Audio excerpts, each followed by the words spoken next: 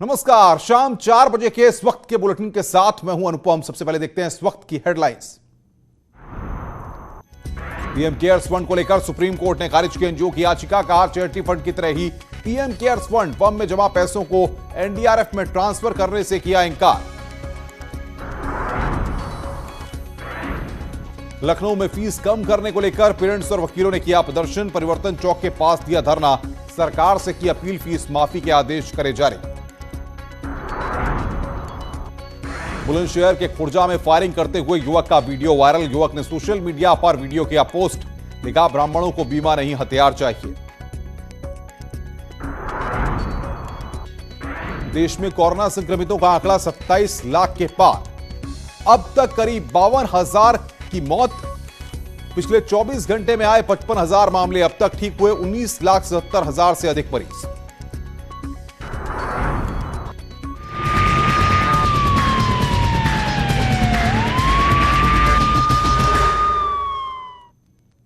नमस्कार, मैं हूं अनुपम। अलीगढ़ में एक मुस्लिम युवती ने गैर धर्म के लड़के से शादी क्या की। लव जिहाद के आरोप लगने शुरू हो गए। परिजनों ने पूर्व मेयर पर आरोप लगाकर पूरे मामले को अब राजनीतिक रंग और धर्म परिवर्तन का रूप दिया है।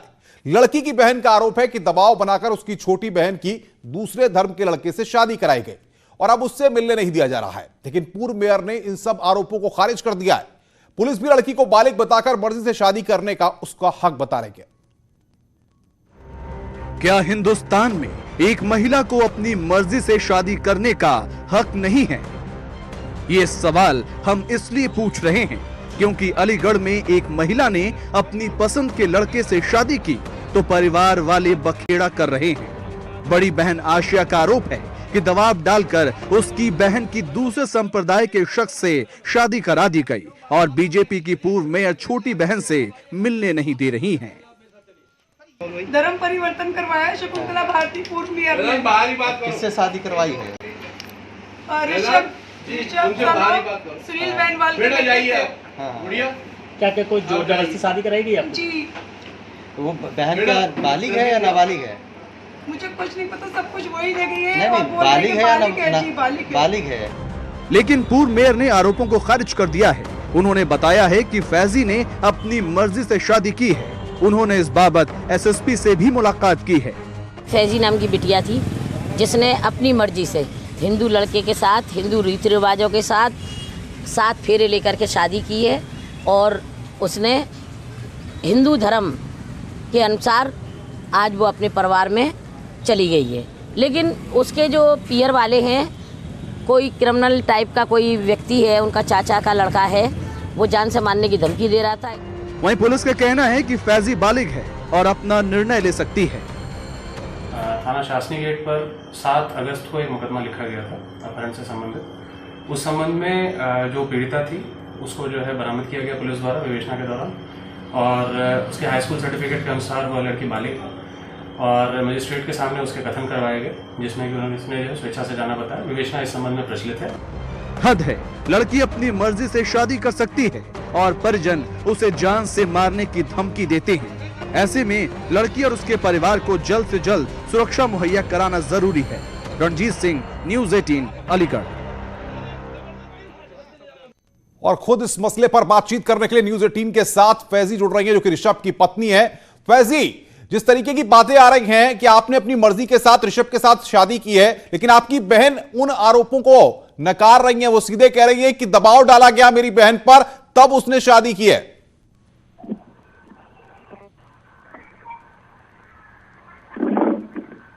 फैजी, आपको हमारी आवाज मिल रही है? जी जी। फैजी बताइए, आपकी शादी ऋषभ के साथ हुई, आपने अपनी मर्जी से शादी की है ऋषभ के साथ? जी, मैंने अपनी मर्जी से ही शादी की है।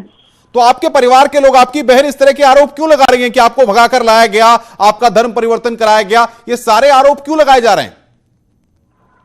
वो मुझे प्रताड़ित करती थी और परेशान रखती थी घर में बहुत ज्यादा, और यहाँ आए दिन बहुत झगड़ा करती थी मुझसे। मैं घर में बहुत परेशान रही हूँ और धमकी देती थी हर बात पर कि घर से निकाल दूंगी, घर से निकाल दूंगी, और बहुत ज्यादा, हद से ज्यादा मुझे परेशान कर रखा था। तो आप ऋषभ के साथ खुश हैं? आपने अपनी मर्जी के साथ शादी की है। परिवार वालों से जो परिवार वाले बात कर रहे हैं उसको आप नहीं मानती हैं? जी? जो परिवार के लोग, आपकी बहन जो बात कह रही है, उनको आप गलत मानते हैं, आप प्रताड़ित थी इसीलिए आपने अपना घर छोड़ा और ऋषभ के साथ शादी की आपने? जी, मैंने ऋषभ के साथ शादी की है। आप खुश हैं ऋषभ के साथ? खुश हूँ अपनी फैमिली के साथ, अपने शौहर के साथ। तो फिर क्या मानती है, जब इस तरीके की बात आपकी बहन खुद कह रही है, तो दूसरे धर्म में शादी करना क्या गुनाह है? इस तरीके की जो बातें घर के परिवार के लोग खड़ी कर रहे हैं, क्यों खड़ा कर रहे हैं?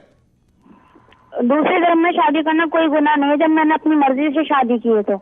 अच्छा, शकुंतला भारती का नाम सामने आ रहा है, पूर्व मेयर, उन पर भी आरोप लग रहे हैं कि उन्होंने आपका धर्म परिवर्तन कराया, उन्होंने आपकी शादी कराई, उनका क्या रोल है इस पूरे मामले में? नहीं, उनका कोई रोल नहीं है। मैंने अपनी मर्जी से लखनऊ से शादी की थी और हम एक दूसरे के साथ अकेले ही गए थे। ऐसा किसी का कोई मतलब हाथ नहीं है कि कोई हमें हमारी शादी करवाई है या मुझसे जबरदस्ती करके धर्म बदलने के लिए बोला गया, ऐसा कुछ नहीं है। अच्छा फैजी, ये बताइए कि इस तरह की बात भी आई है कि आपको धमकियां मिल रही हैं, कुछ लोग डरा भी रहे हैं आपको और आपके पति को। इसको लेकर शकुंतला भारती अलीगढ़ के पुलिस कप्तान से मिली थी, एसएसपी से मिली थी, वहां पर उन्होंने आपकी बात को रखा है। जी, मुझे धमकियां दी गई थी कि नहीं, अगर तुझे कहीं भी देख लिया और तू घर नहीं आई और तुझे कहीं भी देख लिया तो तुझे तेरे शौहर को मार देंगे। तो आप क्या चाहती है, सुरक्षा चाहती है प्रशासन से? जी, अलीगढ़ के पुलिस और प्रशासन से आप सुरक्षा चाहती हैं? आपको डर लग रहा है क्या? जी, मुझे डर है कि मेरे घर वाले कुछ गलत ना कर दें मेरी फैमिली के साथ या मेरे पति के साथ, इसलिए मैं ये चाहती हूँ कि मुझे सुरक्षा मिले। अच्छा, ऋषभ के माँ बाप से भी आपकी बात होती होगी, जब आप शादी होके आई उनसे आपने बातचीत की होगी। आपका ऋषभ के साथ टच कैसे हुआ, कैसे आप ऋषभ को जानी, कैसे आप दोनों की शादी की बात हुई, बताएंगी आप? ये मेरे घर आते थे, नाजिया जो मेरी दीदी है वो बुलाती थी उन्हें। जी, अच्छा, ये जो लोग दो आपको धमकी दे रहे हैं लोग, उनके बारे में कुछ बता पाएंगे आप न्यूज़ 18 पर? कौन वो लोग हैं? क्या परिवार के ही लोग हैं आपके जो धमकी दे रहे हैं? परिवार के ही भाई हैं, बहन हैं, या और भी कोई लोग हैं? जी, मेरी जो दीदी है नाजिया वो, और मेरे जो जीजा है परवेश वो, और मुझे एक लड़का ब्लैकमेल कर रहा था, शादाब। क्या कहते हैं वो, क्यों ब्लैकमेल कर रहा था आपको? क्या वो नहीं चाहते थे आप ऋषभ के साथ शादी करें? जी, वो नहीं चाहते थे आप ऋषभ के साथ शादी करें? जी, वो नहीं चाहते थे। तो अभी जब धमकी दे रहे हैं तो किस बात को कह रहे हैं? वो क्या कह रहे हैं आपसे, घर वापस आ जाओ ये कह रहे हैं? उनका यही कहना है कि मैं घर वापसी आ जाऊं। आप अभी ऋषभ के घर ये भी धमकी दी थी कि हम गोली मार देंगे जहां दिख गए। आपने पुलिस में इसकी शिकायत खुद जाकर के की है या फिर शकुंतला भारती जो कि पूर्व मेयर है उनके द्वारा आपने शिकायत दर्ज कराई है? जी, मैं खुद गई थी एप्लीकेशन लगाने के लिए। बिल्कुल, हमारे साथ फैजी आप बने रहिए। शकुंतला देवी पूर्व मेयर हमारे साथ हैं। शकुंतला देवी जी, पूरे मामले में जिस तरीके से फैजी अपनी बातों को रख रही हैं, क्या आपके ऊपर आरोप लग रहा है कि आपने फैजी का धर्म परिवर्तन कराया, आपने उनकी शादी कराई, ये फैजी की बहन के आरोप हैं?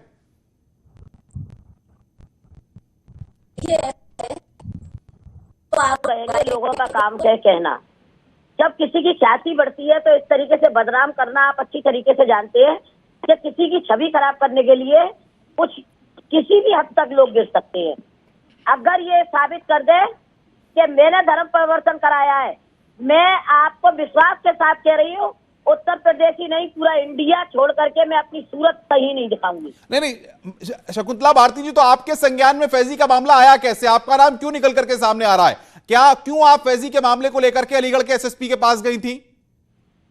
देखिए, ऐसा था, इसके सास ससुर और ये मेरे पास क्या इस तरीके का मैटर है और हमारी बहू बेटों को जान से मार देंगे, आप हमारी मदद कीजिए। उस चीज को लेकर के मैं कानून कभी हाथ में नहीं लेती हूँ। मैं गई एसएसपी साहब के पास लेकर के और केवल एक ही बात कही थी कि इन्हें किसी भी तरीके से इनकी रक्षा की जाए और कहीं ऐसा ना हो कि इस बिटिया की कहीं हानि पहुंचे या हत्या कर दी जाए।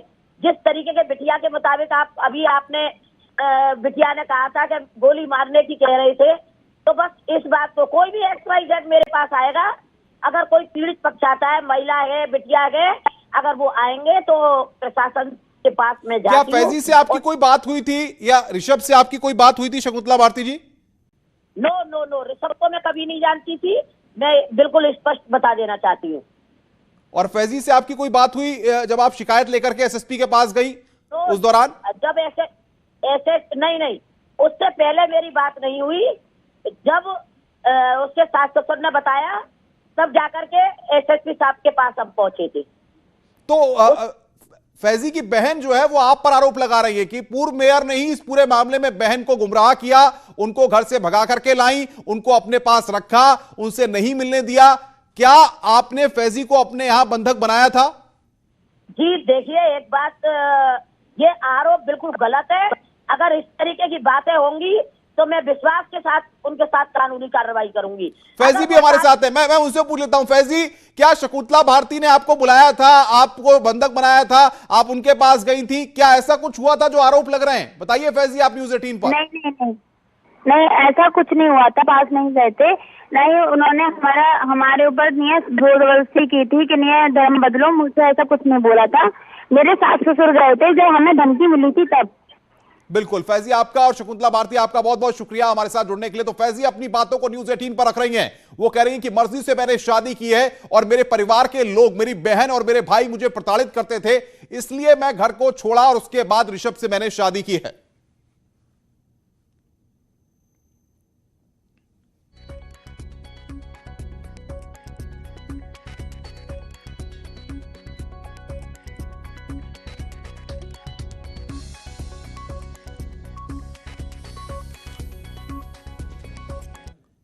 वेस्ट यूपी में हॉरर किलिंग की घटनाएं थमने का नाम नहीं ले रही हैं। मेरठ में एक बार फिर ऐसी ही शर्मनाक घटना सामने आई है। यहां पर झूठी शान की खातिर अपनी ही बहन की जान से मारने की कोशिश के मामले में पुलिस ने आरोपी भाई और जीजा को गिरफ्तार कर लिया है। न्यूज़ 18 ने इस खबर को प्रमुखता से दिखाया, जिसके बाद जाकर के पुलिस हरकत में आई।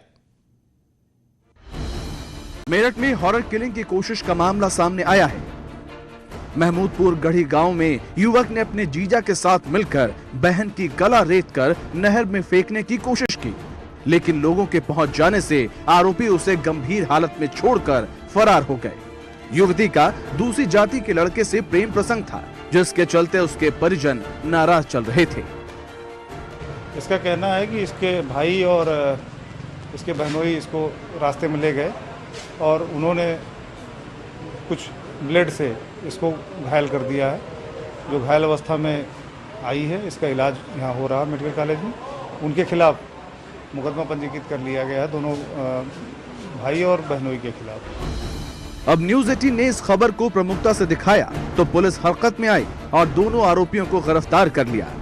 थाना किठौर के ग्राम महमूदपुर गढ़ी में जो लड़की घायल अवस्था में मिली थी, उनको भी डॉक्टरों द्वारा खतरे से बाहर बताया गया है और इन्होंने जिनको इस कृत्य में शामिल बताया था, इनके सगे भाई और इनके जीजा को, उन दोनों अभियुक्तों को भी थाना किठौर पुलिस द्वारा गिरफ्तार कर लिया गया। आज भी हमारे समाज में हॉरर किलिंग जैसी घटनाएं सामने आ रही हैं, जो काफी शर्मनाक हैं। अफसोस कि वक्त बदलने के साथ लोगों की दकियानूसी सोच नहीं बदल रही है। निखिल अग्रवाल, न्यूज़ 18 मेरठ। वहीं कानपुर के संजीत मर्डर केस की गुत्थी अब तक नहीं सुलझ पाई है। हालांकि पुलिस ने हत्या के आरोपियों को पकड़कर जेल भेज दिया है, लेकिन वारदात के कई हफ्ते बीत जाने के बाद भी पुलिस के हाथ अब तक खाली हैं। पुलिस संजीत के शव को अब तक बरामद नहीं कर पाई है। हालांकि लगातार सर्च अभियान चल रहा है। संजीत के परिजन लगातार पुलिसकर्मियों की भूमिका पर भी सवाल उठा रहे हैं। यही वजह है कि अब पुलिस आरोपियों का नार्को पॉलीग्राफ टेस्ट और ब्रेन मैपिंग टेस्ट कराने जा रही है। कोर्ट में इसके लिए आवेदन भी दिया गया है और कोर्ट की परमिशन मिलते ही पुलिस आरोपियों का टेस्ट करवाएगी। अगर पॉसिबल हुआ, वैसे उस जगह पे पॉसिबल नहीं है कि हम पानी को फिल्टर आउट कर पाएं, लेकिन फिर भी हमारा प्रयास होगा जेसीबीज लगा के, सब कुछ लगा के, कि हम पुनः उस बॉडी को रिकवर करने का प्रयास करें। बाकी जो हमारे अभियुक्त हैं उनका हम लाई डिटेक्टर टेस्ट या नार्को टेस्ट की भी आज कोर्ट से परमिशन ले रहे हैं, ताकि उनसे और सस्टेन्ड तरीके से उनसे पूछताछ की जा सके, ताकि हमारे जो एविडेंसेस हैं, हमारे जो साक्ष्य हैं उस पूरी इन्वेस्टिगेशन में, वो और बेहतर तरीके से उनको कनेक्ट कर पाएं। संजीत के अपहरण और हत्या के मामले में 60 दिन का लगभग समय होने को है। पुलिस हर वो स्टेप उठा रही है जिससे सत्यता प्रकाश में और शव बरामद हो। परिवार वालों का सब्र का बांध भी टूटता जा रहा है। अब इस कड़ी में डीआईजी ने न्यायालय में दरखास्त लगाई है ताकि उन 5 अभियुक्तों का नॉर्को टेस्ट और ब्रेन मैपिंग टेस्ट हो सके ताकि सत्यता प्रकाश में आ सके। अब देखना ये होगा कि इस टेस्ट की क्या परमिशन मिलती है और इसके बाद क्या चीजें उभर के सामने आती हैं। जर्नलिस्ट आशीष पांडे के साथ अमित गंजू, न्यूज़ 18 कानपुर। और इस बीच संजीत मर्डर केस में पुलिस को सर्च ऑपरेशन के दौरान 2 क्षतिग्रस्त मोबाइल अलग अलग जगहों से मिले हैं। दावा है कि इनमें से एक मोबाइल संजीत का है, जबकि दूसरे मोबाइल से फिरौती मांगी गई थी। वहीं संजीत के परिजनों ने बरामद मोबाइल पर सवाल उठाए हैं। पुलिस दोनों मोबाइलों की FSL जांच कर रही है। उन्होंने एक बताया कीपैड की ये फिरौती वाला है और एक स्मार्टफोन दिखाया गया था। स्मार्टफोन टूटे होने की वजह से अभी पहचान नहीं हो पाई है। उसमें MI नंबर होता है, तो उन्होंने कहा था उससे मैच करके ये क्लियर कर लेंगे संजीत का फ़ोन है या किसी का भी। ये क्लियर नहीं हो पाया है कि किसका है, क्योंकि मेरे भैया के फ़ोन में पीछे कवर पड़ा था, उसमें नाम पड़ा था, उसका नंबर पड़ा था, वो कवर उसमें नहीं। आगे बढ़ते हैं। उत्तर प्रदेश की पुलिस बदमाशों को मुंहतोड़ जवाब देने में लगी हुई है। मथुरा में सोमवार को जिस तरीके से वारदात हुई, 91 किलो चांदी की लूट की घटना को अंजाम दिया गया, उसके कुछ ही घंटे में बदमाशों को पुलिस ने एनकाउंटर में घायल कर दिया।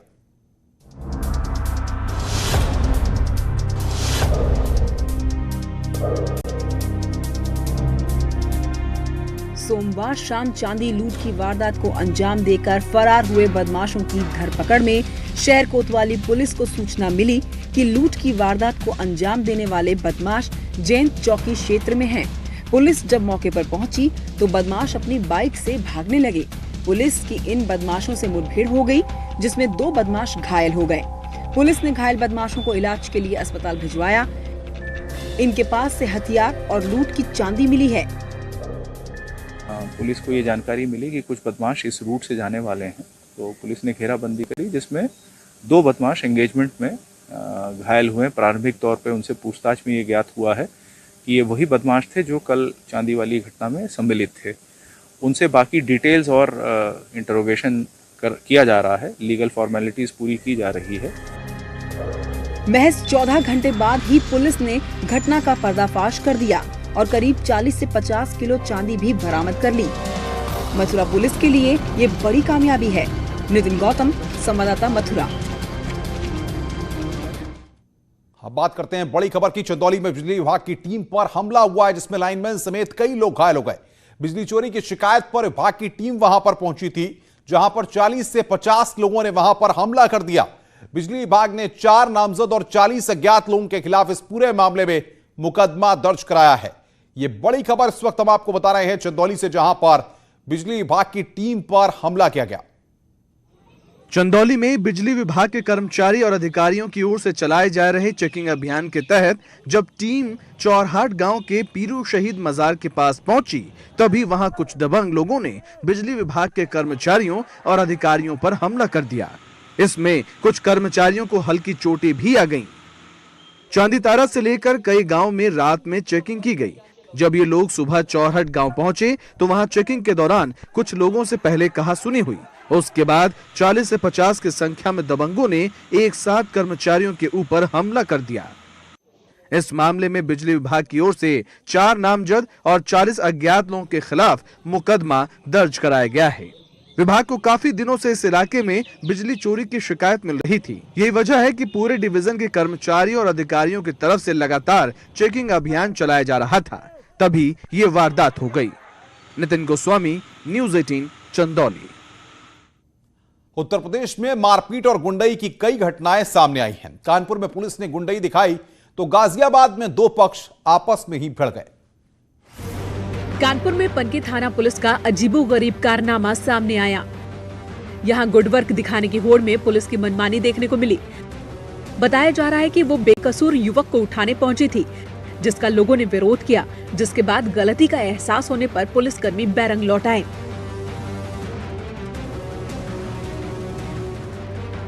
गाजियाबाद में 2 पक्षों में पथराव का वीडियो वायरल हो रहा है। वीडियो कोतवाली इलाके का बताया जा रहा है। मारपीट किस वजह से हुई इसका पता नहीं। कल रात का ये वीडियो बताया जा रहा है। उधर महोबा में डंपर चालक से देर रात मारपीट हुई। गुंडई का लाइव वीडियो अब वायरल हो रहा है। Bureau report, news 18। उधर सिद्धार्थनगर में जमीन के विवाद को लेकर दो पक्ष आमने सामने आ गए और दोनों पक्षों में जमकर मारपीट हुई। अब मारपीट का वीडियो सोशल मीडिया पर वायरल हो रहा है। पुलिस ने इस मामले में केस दर्ज कर लिया है और आरोपियों के खिलाफ कार्रवाई करने में जुट गई है।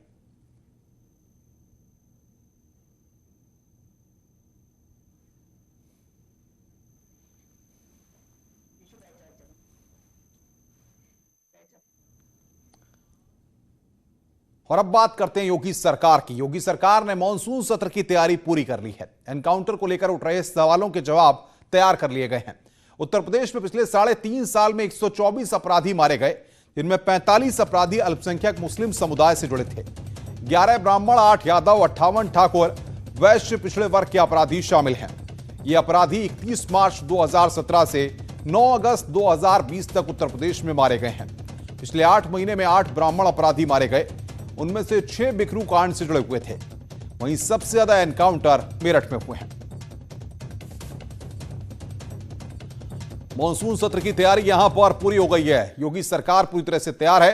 विधानसभा में उठ सकता है प्रदेश में हुए एनकाउंटर पर सवाल। एनकाउंटर पर जवाब देने के लिए सरकार ने पूरी तैयारी कर ली है। 45 अल्पसंख्यक मुस्लिम समुदाय के अपराधी मारे गए।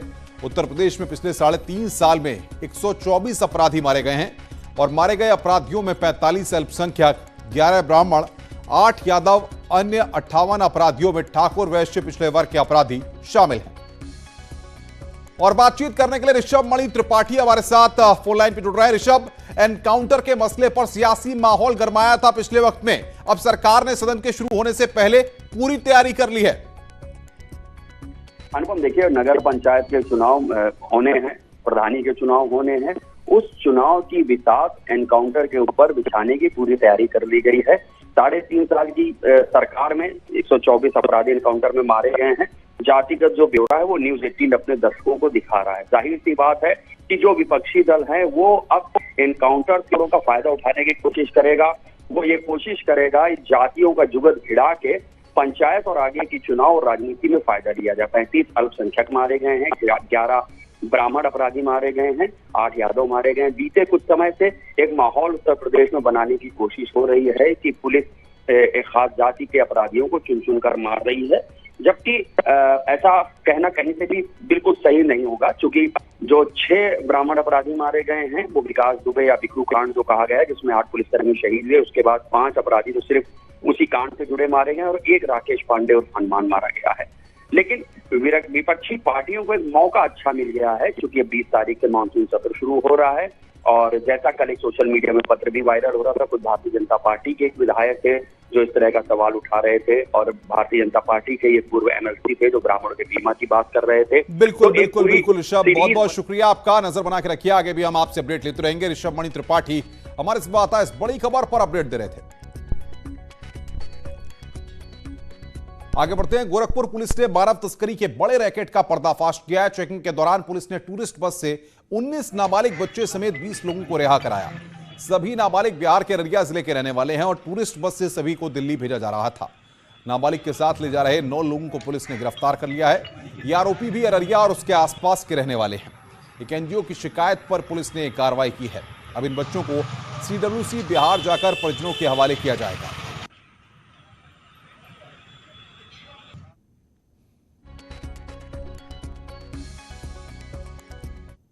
क्राइम न्यूज के इस वक्त के बुलेटिन में फिलहाल इतना ही। नमस्कार।